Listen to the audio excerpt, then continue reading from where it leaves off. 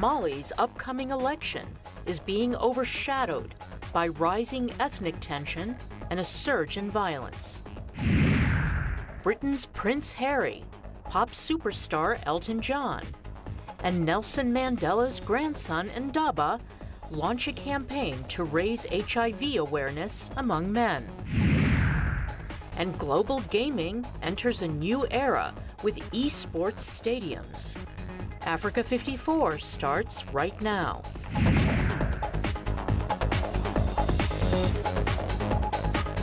Good evening, I'm Esther Gidu. You are in for Vincent Makori. This is Africa 54.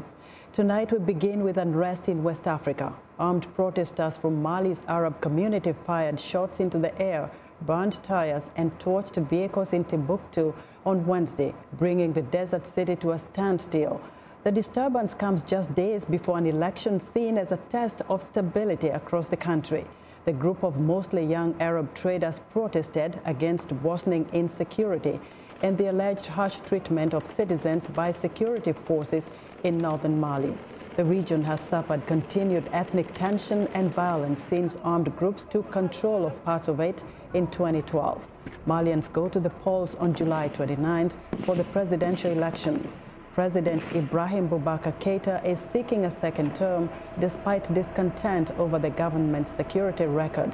Violence in north and central Mali is so widespread that some Malians doubt the election will even take place in some areas. Nigeria's National Assembly is seeking to promote transparency and public participation in the lawmaking process. As its first ever open week, the leaders of the upper and lower chambers expressed the need for citizens to be better informed about the functions of Parliament in the hope that such engagement will bridge the gap between the legislature and the public. Channels television correspondent Linda Akibe reports.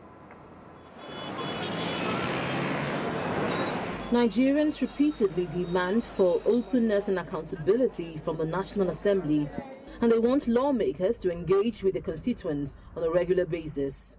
Currently, it's at discretion of members to visit their constituency and interact with the people, most times for the purposes of re-election. But for the purposes of representation, we must make sure that members and senators have a certain week or days they visit their constituency and compulsorily interact with the people and present their scorecards.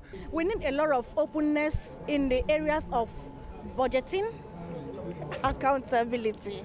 I expect to see a Nigeria where citizens are interested about budgetary allocations for developments in their places, doing a follow-up, possibly quizzing their legislators, and where they cannot answer to their questions, suing even for a recall. The National Assembly maintains that it is ready to engage more with the public, and this is perhaps the driving force behind the first ever National Assembly Open Week. The Parliament opened its doors to a cross-section of Nigerians to discuss the workings of Parliament as well as pertinent national issues. We hope through this process that we'll be able to understand our role and our responsibility.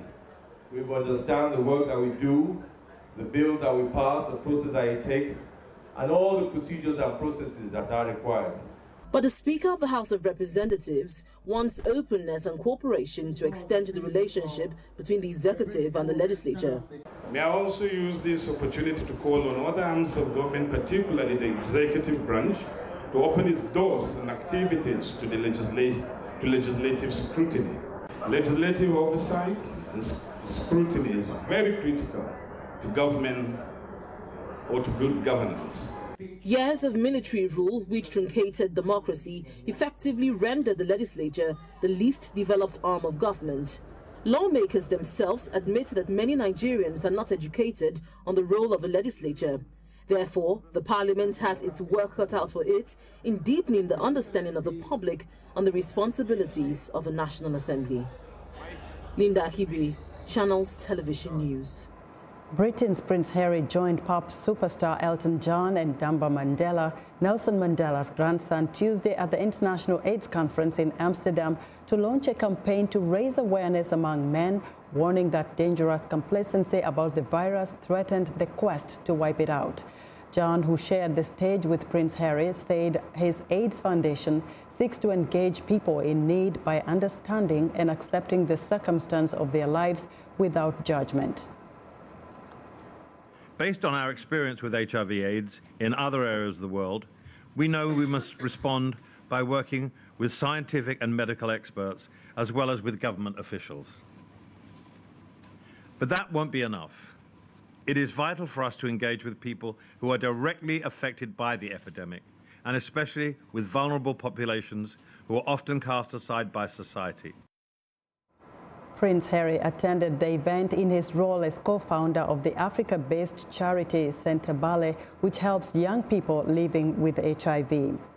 The Central African nation of Congo has declared its recent Ebola outbreak over, crediting a speedy response by its health officials and the World Health Organization for containing the disease. Tuesday was the 42nd day with no new cases found, the length of two 21-day incubation periods. The WHO says the Congo government was quick to respond, quick to invite support where needed, and quick to inform the public about the risks of the disease. A spokesman for the WHO also said the agency was better prepared than 5 years ago in West Africa, when 11,000 people died from Ebola. This outbreak in DR Congo was beaten by a number of response elements, such as case investigation, providing care for sick people, contact tracing. But this time around, we also had a new tool that was investigational vaccine, with which we managed to protect more than 3,300 people. And that is something to look forward in future fight against Ebola. Ebola is spread among humans when they come into contact with the bodily fluids of Ebola victims. In Malawi, the conservation non-profit organization African Parks has completed the translocation of 12 lions into 2 Malawi national parks under its management. The lions were flown into Malawi from South Africa with support from international animal welfare charities, Hollywood actor Leonardo DiCaprio, and the Lion Recovery Fund. Park officials say the exercise aims to help revive the park's predator population, as well as supporting Malawi's growing tourism economy. Lamek Masina reports. This aircraft carries a pride of lions from South Africa into Malawi, where the giant cats are nearly extinct. The sedated lions are contained in these specially designed crates destined for Majete and Liwonde National Parks. Conservationists say lions were last seen in Liwonde National Park more than 4 years ago. The lions that we've received are in total 12 in number, 5 of which have gone to Majete and 7 of which have come to Liwonde. In addition to the 7 which Liwonde has received, we also received 2 male lions from Majete. A century ago, more than 200,000 lions lived in Africa, but the latest estimates put them at fewer than 20,000. Park officials believe that translocations like this can revive the endangered species, but people who live in villages surrounding the parks worry that having lions nearby will put their lives in danger. Lions are very dangerous animals. I've known this fact since my childhood. So the lions coming in the park has put our lives in danger. They attack anyone, old and young. We are yet to see how park officials will protect us from these animals. Park officials at Liwonde have erected a 140-kilometer fence to keep the animals away from the local communities. Meanwhile, the park is keeping the lions in a temporary enclosure while they adjust to their new environment. We also have tracking collars on all of the lions that are being released, which allows us to remotely monitor where they are going. And if at any stage they are too close to the fence, we can then intervene if necessary. So I think all the measures that we put in place are adequate to make sure that the communities are safe around Liwonde.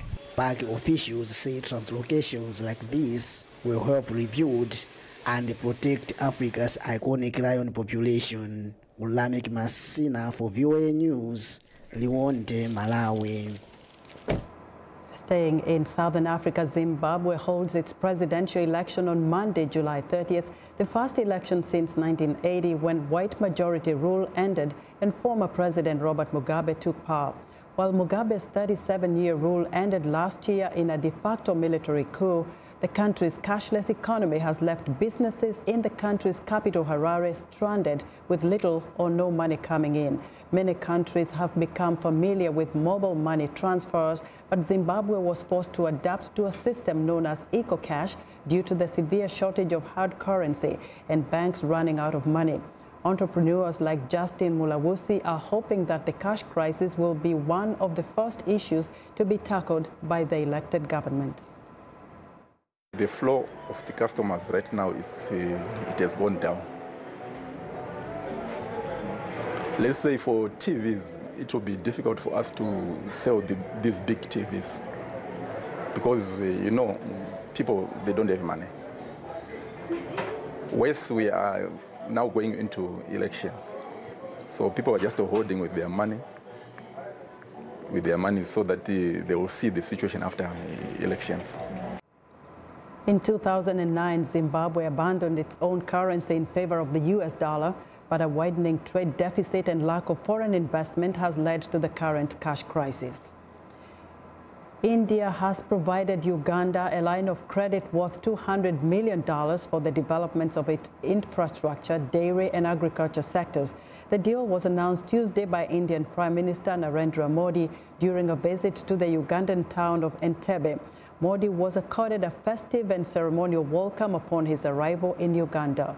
Later, the Indian Prime Minister and Ugandan President Yoweri Museveni held high-level delegation talks and signed 4 memoranda of understanding in the areas of defense, cooperation, visa exemption for official and diplomatic passport holders, a cultural exchange program, and laboratory testing, according to the Indian Foreign Ministry.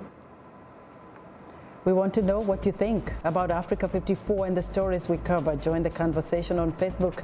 The address is Africa 54. We're also streaming our show live on Facebook, so check us out and share our show with your friends. Still ahead on Africa 54, a sports arena like no other.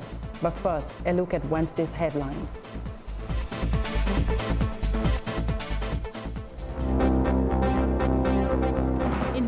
A surge of violence between rival factions in the north and center of the country threatens the upcoming elections this Sunday. In South Africa, ahead of the 10th BRICS summit, leaders from China and South Africa commit to bilateral ties and economic cooperation. In the DRC, the government declares its recent Ebola outbreak over, crediting a speedy response by health officials and the World Health Organization for containing the deadly disease.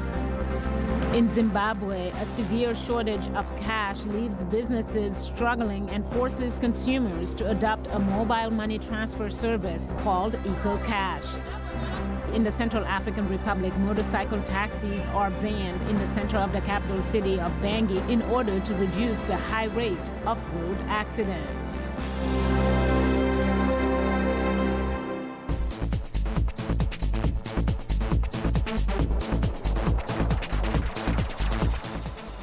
U.S. President Donald Trump has praised recent satellite images that indicate North Korea appears to have started the process of dismantling key facilities at Sohae Satellite Launching Station on the country's northwest coast. Secretary of State Mike Pompeo says such activities would be consistent with the commitment North Korean leader Kim Jong-un made to Trump in Singapore. VOA Cindy Sain has more. North Korea's nuclear threat was one of the topics on the agenda when Secretary Pompeo and Defense Secretary Jim Mattis met with their Australian counterparts in California. Satellite images taken of the launching facility in June and then 1 month later in July appear to show dismantling activity. Pompeo had a cautious response. We've been pressing for there to be inspectors on the ground when that engine test facility is dismantled, consistent with Chairman Kim's commitment. And I'll leave it at that for this morning. Asked what further steps North Korea needs to take, Pompeo had this reply. That's easy. They need to completely, fully denuclearize. That's the steps that Chairman Kim committed to and that the world has demanded through UN Security Council resolutions. It's that straightforward. On Capitol Hill, some lawmakers were also cautiously optimistic. This is the first sign that there may be some movement by the North Korean regime in the direction of meeting the commitments that were made. It would be more encouraging to me if we saw the return of the remains of Americans killed in action during the Korean War. It would be even more encouraging if there were some detailed plan discussed about how irreversible and verifiable denuclearization might happen, but this is an encouraging first step. After their summit in June, Trump said Kim had promised him that a major missile engine testing site would be destroyed soon. But their agreement contained no details about when or how North Korea would abandon its nuclear weapons program or shut down its existing nuclear facilities. Cindy Sain, VOA News, the State Department. They are arguably among the most recognizable figures in American pop culture, and by their daring exploits capture the imaginations of fans worldwide. They are the fictional characters we call superheroes. Comic book and movie fans say characters such as Superman, Spider-Man, and Captain America hold values that are especially relevant in today's social and political climate. VOA's Elizabeth Lee reports from Comic-Con in San Diego. San Diego Comic-Con 2018. At Comic-Con, fantasy often comes to life. For Dorian Black, it's taking on the persona of Superman, an alien from another planet who represents the immigrant spirit. There was a lot of anti-immigrant sentiment happening at the time he was created, and I don't feel like that's ever changed. We like to pretend that, you know, America has changed greatly from that time period, and a lot of ways it has for the better, but we're still having this argument of, like, you know, do we let in refugees? How much is too much? Do we help? Do we not help? From immigration to women's rights, many fans see their superheroes' values as the answer to today's political and social debates in the U.S. That's nothing new, says Ben Saunders, who studies comics and pop culture. He notes that Superman's comic debut was in 1938, during the Great Depression. When Superman first appeared, and a lot of people don't know this, but he's almost a kind of anarchist socialist. He fights representatives of the oil companies. He fights advertising executives who are out to fleece the public. He campaigns for prison reform. Saunders says Superman became more socially conservative in the 1940s and 50s as American values changed. What hasn't changed is that Superman always does the right thing. Of course, our notions of what the right thing is change. It's culturally contingent. It changes month to month sometimes, and that's what makes Superman a particularly challenging character to write. The characters become the voice of whoever's creating them at the time. Fans of comics say many of these characters are more relevant today than ever, and that includes the female superhero Captain Marvel, who will have her own movie in 2019. You know, strength and female strength especially, which I think is really important in our current world. Another fan favorite is Captain America. I believe that Captain America holds really good values of staying true to your family and really just making sure that you stick to what you're going to say and what you're going to do. I like all of them. They're all heroes to help save the people. They do good deeds. Fans say their superheroes represent an ideal that people in positions of power would be wise to emulate.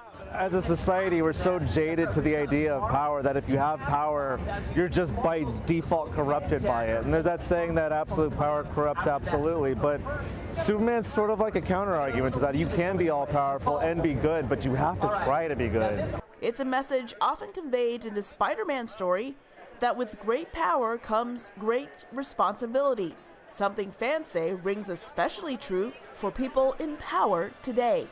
Elizabeth Lee, VOA News, San Diego. The American Heart Association recommends eating fish at least twice a week as part of a healthy diet. Now, new research shows early men probably knew about the health benefits of eating fish a long time ago. VOA's Julie Tabo has more. If you want to follow a truly authentic paleo diet, one based on what our earliest ancestors ate, then your focus should be on fish. Researchers at Lund University found that's exactly what Stone Age people in ancient Scandinavia were eating 10,000 years ago. They made the discovery through chemical analyses of human bones from more than 80 individuals, whose skeletons are the oldest discovered in Scandinavia. Basically, you are what you eat. And so when you study these stable isotopes, you kind of can get an indicator of what the humans have been eating.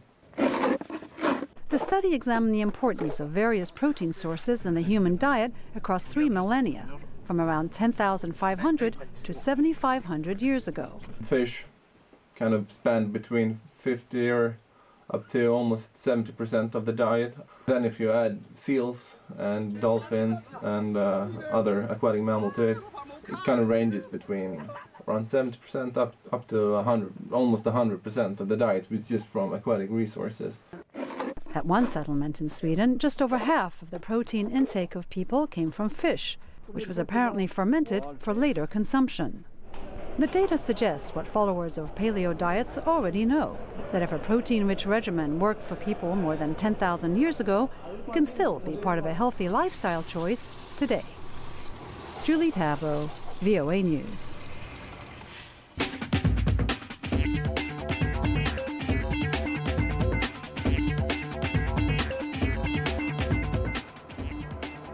Welcome back to Africa 54. Here's what's trending. Mozambique's Gila National Reserve is slowly dying. Its 2,800 square kilometers of biodiversity are being put at risk by illegal logging, but mainly the age-old use of slash and burn agriculture, a farming method which local populations living in the buffer zone of the reserve depend on to create new fields.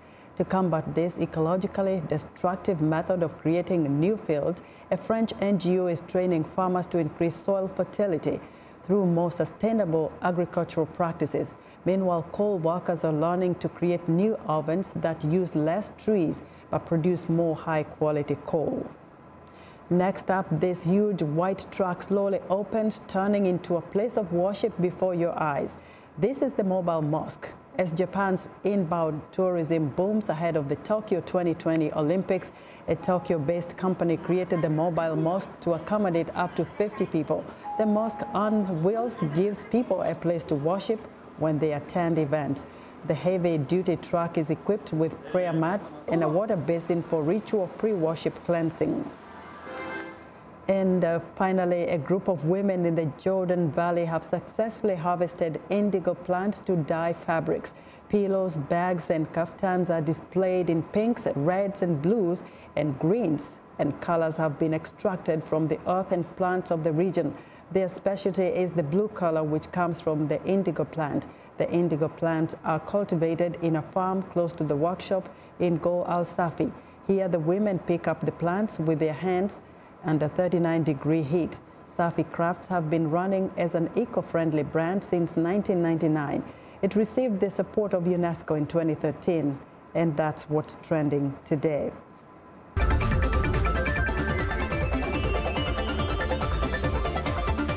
Now, for years, denim jeans have been finished in foreign factories where workers use manual and automated techniques such as scraping with sandpaper or other abrasives to make the jeans appear worn and more comfortable to wear. But times are changing in the fashion world. As VOA's Mariama Diallo reports, fashion companies are going digital to speed up the design and manufacturing process. Designers at Levi Strauss are creating new finishes for jeans by using digital pens and touchscreen computers. The new designs are uploaded to a laser machine, and in just 90 seconds, a new pair of jeans is transformed. The process used to take 30 minutes by hand. It's a radical breakthrough, says Bart Seitz, Vice President of Technical Innovation at the company.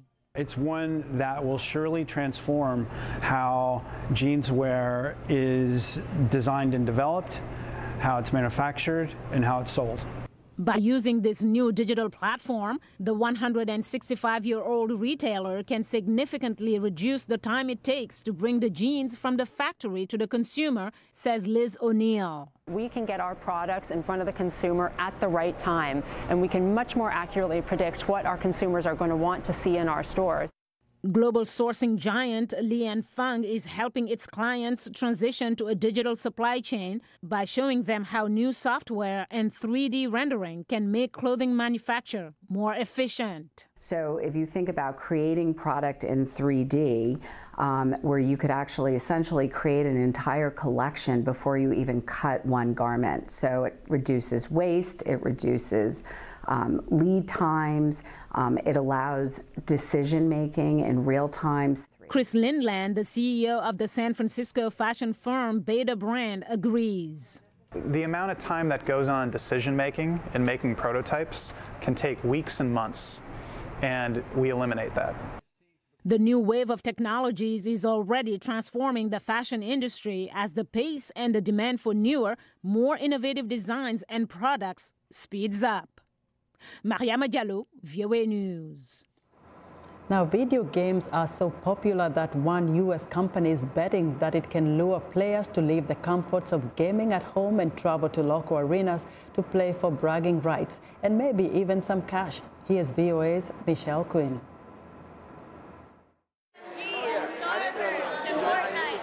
The new esports arena in Oakland, California draws gamers from all over. As soon as I heard about it, I cleared my schedule. I joined all the games that they had to offer today. This arena, and ones like it around the world, are riding the popularity of online gaming. Akin to joining a gym, members pay a monthly fee starting at $25 for unlimited play.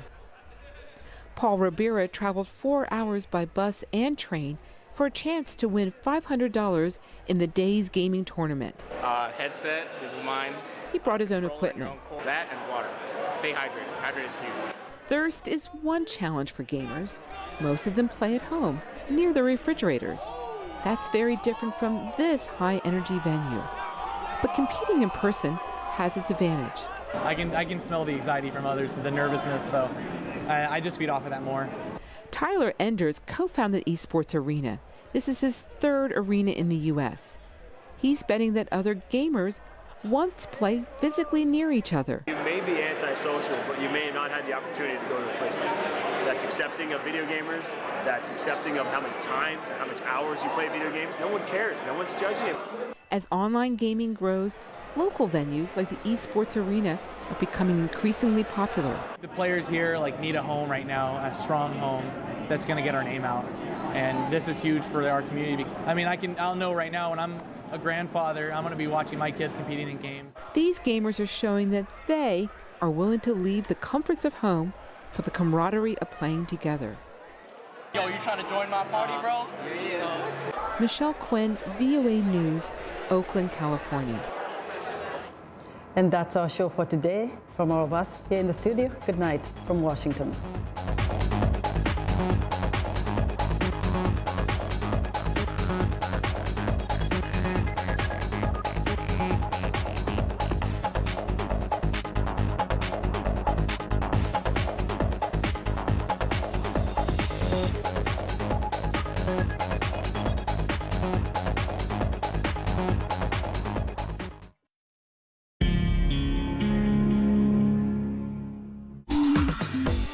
Welcome to English in a Minute. A rat is a small animal that can be bothersome inside homes and also spread diseases. Pack rat. Is this an actual type of rat? Let's listen.